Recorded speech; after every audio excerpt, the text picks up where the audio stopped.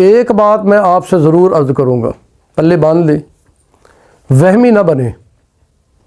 یہ جو وہم ہے نا، یہ انسان کو نفسیاتی مریض بنا دیتا ہے۔ کسی چیز کے بارے میں کوئی وہم نہ کرے۔ حضور نبی کریم صلی اللہ علیہ وسلم نے وہم سے بچنے کا علاج بتایا ہے۔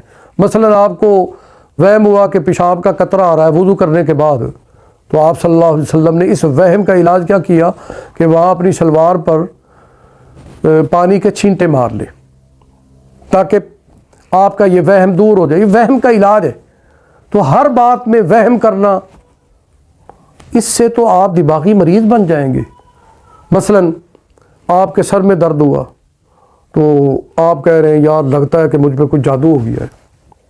آپ کو بخار آ گیا، جی پتہ نہیں کسی کی نظر لگ گئی ہے، جی آپ کو پیچس لگ گئے ہیں، پیٹ میں درد ہو رہا ہے، لگتا ہے جی یہ کوئی جنات کا اثر ہے۔ تو یہ وہم ہے۔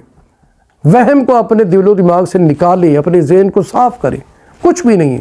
پیٹ میں درد ہے تو علاج کرائیں، علاج سنت ہے نا۔ حضور نبی کریم صلی اللہ علیہ وسلم اللہ کے پاک پیغمبر خود علاج کرا رہے۔ آپ کے پیٹ میں درد ہے، مروڑ اٹھ رہے ہیں، آپ کہتے ہیں جنات ہیں۔ تو یہاں جنات کا کیا ہے تعلق جی؟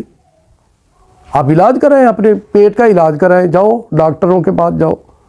سر میں درد ہے، آپ کا سر بھاری بھاری ہے، آپ کے سینے پہ وزن آ جاتا ہے، تو اس کا علاج کرائیں نا۔ آپ کا ذہن علاج کی طرف نہیں جاتا، جادو کی طرف چلا جاتا ہے، ٹونے کی طرف، جنات کی طرف چلا جاتا ہے۔ تو میرے دوستو، آپ وہمی نہ بنیں، نفسیاتی مریض نہ بنیں، توہمات سے اپنے آپ کو نکالیں۔ پرسکون زندگی اگر گزارنا چاہتے ہو تو اس لیے کوئی آپ کو تکلیف ہو تو آپ رجوع اللہ کریں، صدقہ کریں اور اس کے بعد علاج کرائیں، علاج کی طرف آئیں۔ بڑے بڑے ایسے مریض علاج سے ہاتھ دھو بیٹھے، یہ سمجھ کر کہ مجھے تو جادو ہو گیا ہے، مجھے تو جنات ہیں، اب وہ تڑپ رہے ہیں بیچارے، تکلیف ہے، پریشانی ہے، علاج کرایا نہیں، ڈاکٹروں کے پاس جانا نہیں۔